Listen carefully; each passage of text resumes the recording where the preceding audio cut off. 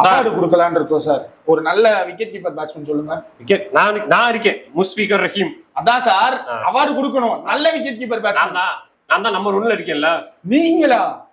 என்னமா சொல்றீங்க? எந்த ரெக்கார்டு? வரலாற புரட்டி பாருங்க. நான் அதிக கேட்ச் இல்ல, அதிக ஸ்டம்பிட் இல்ல. வேற என்ன பண்ணீங்க? பால் போடாம அதிக ரன் அடிச்சது யாரு? பால் போடாம எப்படிங்க கிரிக்கெட்ல ஆட முடியும்?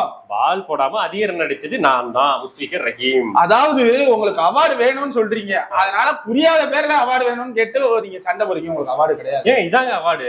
ஏங்க இது என்னங்க ரெக்கார்டு? நான் யாருங்க நீங்க? அதான் கேக்குறீங்க. விக்கெட் கீப்பர் பேட்ஸ்மேனுங்க. அப்பப்ப சொல்லிருங்க. என்னால பவுலிங் போட முடியுமாங்க? போடலாமே, கையை சுத்தி போடலாம். ஆனா நான் போட்டதே இல்லைங்க. இத பெருமையா வேற சொல்றீங்க. கேளுங்க, நான் பவுலிங்கே போடாம பேட்டிங்ல அதிக ரன் அடிச்சிருக்கேன். நான் பவுலிங்கே போட்டதில்ல என்னோட இன்டர்நேஷனல் கெரியர்ல. ஆனா நான் பேட்டிங்ல அதிக ரன் அடிச்சிருக்கேன். உங்களுக்கு புரியுதுல? எனக்கு புரியுது.